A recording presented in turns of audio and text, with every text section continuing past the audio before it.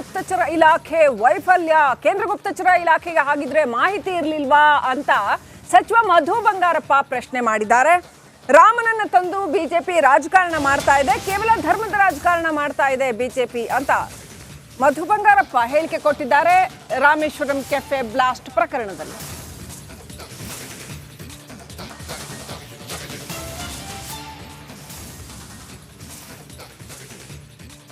ಇಡೀ ದೇಶದಲ್ಲಿ ಎಲ್ಲೂ ಆಗೇ ಇಲ್ವಾ?